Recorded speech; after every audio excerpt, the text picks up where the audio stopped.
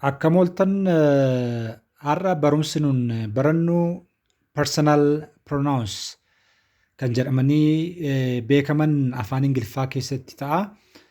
Gara barumsa keenyaatti deemuu keenyaan dura YouTube chaanaalii kana subscribe gochuu fi like gochuudhaan akkana jajjabeessitan sin gaafadha. Gara barumsa keenyaatti deemna. Personal pronouns kan jennu unka isaanii yeroo ilaallu singular and plural jenneetu bakka lamatti hiruu dandeenya. Ramaddii isaaniitiin immoo first person, second person, third person jenneetu bakka sadiitti hiruu dandeenya. Pluralii keessattis akkuma kana first person, second person, third person jennee bakka sadiitti qoodnee ilaaluu dandeenya. First person singular pronoun I yeroo ilaallu bakka subject pronounii fayyadamuu qabnutti object pronounii fayyadamnu yookiin possessive adjective yookiin possessive pronounii yookiin reflexive pronounii bakka tokko fayyadamuu nurra jirutti isa tokko finnee wal jala dabarsinee itti fayyadamuu hin dandeenyu jechuudha. Kanaaf hundi isaaniiyyuu afaan Ingiliffaa keessatti bakka mataa isaanii qabu. Haala nuti itti fayyadamuu qabnus bakka isaaniif malu qofaattidha jechuudha. Haala kanaan subject pronoun I yeroo ilaallu afaan Ingiliffaa keessatti subject pronounota hunda isaaniiyyuu hima jalqaba irratti fayyadamna. Fakkeenyaaf I am a student jennee hima ijaaruu dandeenya. Kuni afaan Oromoo wajjin ol bira qabne yeroo ilaallu I jechuun ani jechuudha. Ani barataadha. Kanaaf I kan jennu kun ani kan jedhu wajjin walgitaa jechuudha. Object pronoun I yeroo ilaallu miidha. Bakka I mii gashuu hin dandeenyu, bakka mii immoo I gashuu hin dandeenyu jechuudha. Hundumti isaaniiyyuu bakka mataa isaaniitti itti fayyadamuu qabna. Haala kanaan mii jechuun anatti yookiin anaaf kan jedhu afaan Oromoo keessatti walgituu danda'a. Fakkeenyaaf she told me isheen anatti himte. Isheen anatti himte. She gave me a new book. Isheen kitaaba haaraa anaaf kennite. Haala verbii sana irratti hundaa'ee anatti yookiin anaaf kan jedhu wajjin walgita jechuudha. Afaan Oromoo wajjin wal bira qabne yeroo ilaallu. Possessive adjective fi possessive pronoun yeroo ilaallu lamaan isaaniiyyuu possessionii fi property, possession yookiin property agarsiisuudhaaf itti fayyadamna yookiin qabeenya haneenyuu akka ta'e kan ittiin ibsamudha jechuudha. Fakkeenyaaf this is my book jennee kitaabni sun haneenyuu akka ta'e ibsuu dandeenya.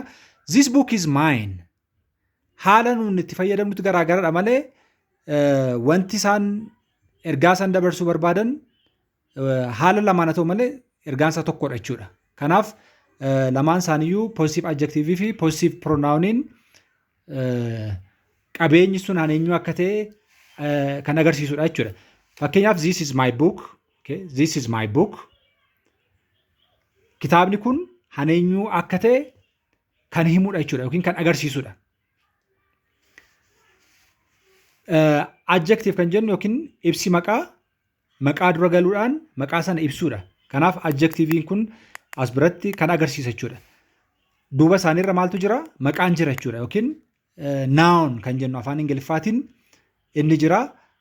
Haala kanaatiin itti fayyadamna. This is my book. My book. This book is mine. Mine kan jedhu duubarra gin afaan Ingiliffaa keessatti naawunii itti aansinee hin fayyadamnu jechuudha. Kanaaf haala kanaatiin itti fayyadamna. First person, subject pronoun, object pronoun, possessive adjective, possessive pronoun, and reflexive pronoun kan jennu I haala kanaatiin ta'uu danda'a jechuudha. I, me, my, mine and myself. My book, kitaaba koo, Kanaaf maa jechuun afaan Oromootti koo yookiin kan koo kan jedhu wajjin wal simee deemuu danda'a jechuudha. Singular second person yeroo laallu yuun haala galumsa isaarratti hundoofnee yoo ilaalle malee singulaariin isaas pluraaliin isaas wal fakkaata, unkisaa wal fakkaataadha. Garuu hima keessatti pluraaliidha moo singulaariidha kan jedhu addaan baasnee beekuu dandeenya jechuudha. Yoo jechuun ati. Object formiin isaa waluma fakkaataa. You, sitti, siif. Fakkeenyaaf you are a student. Ati barataadha. Ati barattuudha. Lamaan isaayyuu saala dhiiraas dhalaas ta'uu danda'a. Haala kanaan itti fayyadamuu dandeenya. Kun kitaaba keeti. This is your book. This book is yours. Haaluma sila maayif maayin irratti hima keessatti isinitti agarsiise. Kanaafis haaluma kanaatiin itti fayyadamna. This is your book. Okay. You jedhee book kan jedhu yookiin naawuniin yookiin maqaan jira jechuudha. This is your book. This book is yours. Kanaaf singular second personiin haala kanaan ilaalamuu danda'a. Third person yeroo laallu kun baay'ee murteessaadha baay'ee. He, she, it kan jennee ilaallu third person singular pronouns. Warri kun teensota adda addaa keessatti illee unka wal fakkaataa fudhatu. Warra kaanirraa adda ta'aniitu yeroo baay'ee kan unki isaanii ilaalamu jechuudha. Kanaaf he, she, it kan jennu third person singular pronouns warra kana addaan baasnee beekuun barbaachisaadha jechuudha. Bu'uuradha jechuudha. Kanaaf sirriitti hordofanii addaan baafatanii beekuun barbaachisaadha. He, she, it kan jennuuf wal fakkaataa fayyadamna jechuudha. Fakkeenyaaf he is a student. Inni barataadha. She told him. Isheen waa hedduu isatti himte. She gave him a lot of things. Isheen isaaf waa hedduu kennite. Kanaaf him kan jedhu isatti yookiin isaaf kan jedhu wajjin wal duukaa deemuu danda'a. Haala kanaan hubachuu dandeessu jechuudha. This is his book. Kitaabni kun kan isaati. This book is his. Gara ishiitti yeroo dhufnu isheen, she, isheen barattuudha. Her, isheetti yookiin isheef. Himaan ilaaluudhaaf he told her a lot of things. Inni isheetti waa hedduu itti hime. He gave her a lot of books. Inni isheef kitaabota hedduu kenneef. Kanaaf her kan jedhu isheetti yookiin isheef kan jedhu wajjin wal duukaa deemuu danda'a jechuudha. This book is hers. This is her book. This is her book. Her book. Kanaaf positive adjective, positive pronouns haala kanaan itti fayyadamuu dandeenya jechuudha. Itii kan fayyadamnu kan saala isaa addaan baasnee hin beekne ramaddii sadaffaa leexaa kan ta'eef jechuudha. Itti fayyadamuu dandeenya. Haala kanaatiin wal duukaa kaa'uu dandeenya yookiin bineensotaaf itti fayyadamuu dandeenya. Fakkeenyaaf the dog is wagging its tail. Okay, its tail. Yeroo namni alaati gara manaatti dhufu sareen akka isheen eegee ishee raastu eegee ishee fakkeenyaaf its tail jenneetu haala kanaatiin himatti ijaaruu dandeenya jechuudha. Gara pluraalitti yeroo dhufnu first person plural pronoun we kan jedhu jira. Nuyi barattoota. We are students. Okay. Nuyi barattoota. We are students. Object form isaa as, you, s. Nuuf nuuf yookiin nutti kan jedhu wajjin afaan Oromoonsaa Ingiliffaa wajjin walgitee deemuu danda'a jechuudha. These books are ours. These are our books. Okay? Our books. Duuba isaaniirra maaltu jira? Our kan jedhu duuba plural noun books kan jedhu jira jechuudha.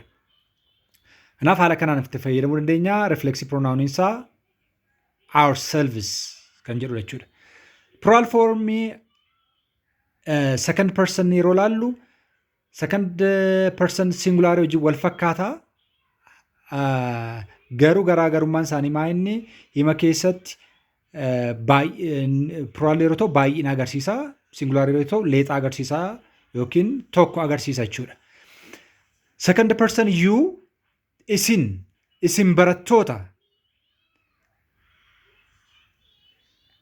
Isin barattoota. You are students. Kanaaf you kan jedhu isin kan jedhu wajjin deemuu danda'a. Foormiin isaas birattis akka ilaaltan yuumadha. Garuu hima keessatti addaan baasuu dandeenya. As biratti isinitti yookiin isiniif jenneetu kaa'uu dandeenya jechuudha. Your keessan kitaaba keessan. Okay. These books are yours. These are your books. Kitaaba keessan kun kitaabota keessan jenneetu haala kanaan kaa'uu dandeenya. Reflexive pronoun isaa yourselves jennee keenya jechuudha. Third person plural they isaan them isaanitti yookiin isaaniif haala armaan olittiin ibseen hima keessa gashinee shaakaluun hin danda'ama jechuudha. These books are theirs. These are their books. Kun kitaaba isaaniiti jennee haala kanaatiin itti fayyadamna. Walumaa galatti especially positive adjective positive pronoun irratti akkan sila isinitti hime positive adjectivein maqaa dura galuudhaan maqaa kan ibsu jechuudha. Kanaaf duuba isaaniirra maqaan jira jechuudha. Yookiin noun kan jennee afaan Ingiliffaatiin waamnu duuba isaaniirra jira jechuudha. Kanaaf haala kanaatiin addaan baafachuun barbaachisaadha.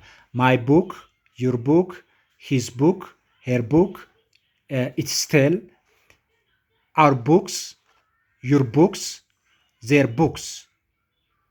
As bira garuu naawni amma waamaa ture haala kanaatiin gashinee ittiin fayyadamnu jechuudha. Yeroo baay'ee afaan Ingiliffaa keessatti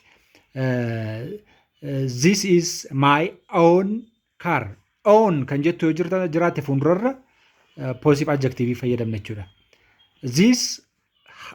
These houses are their own. Okay?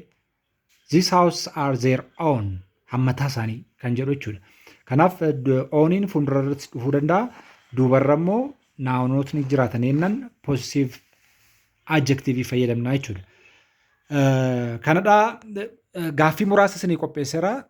Gaaffii sana immoo mee haa ilaallu. Himoota 5 as bira jiran irratti biraakeettii keessa kan jiran sirrii kan ta'e yookiin hima kana guutuu gochuu kan danda'u filadhu kan jedhudha. Dash I am going to visit Dredawaa. Amma as bira waa sadii kaa'eera. Gosa I kan ta'an jechuudha. I'n jira, me, my. Hundi isaanii immoo bakka isaan hima keessatti itti galan qabu jedheetan sila isiniif ibseen jira. Kanaaf as bira kan galuu danda'u I'dha jechuudha. Maaliif subject ijaa ta'eef. I am going to visit Dredawaa. This book is my fayyadamuudhaaf duuba isaarra maaltu jiraachuu qaba jedheera? Noun jiraachuu qaba. Kanaaf noun ijaan jiraanneef mine itti fayyadamna jechuudha. This book is mine. Okay? This book is my. This book is mine. This is dash book. As bira amma noun jira. Kanaaf my fayyadamuu dandeenya jechuudha. This is my book. These cars are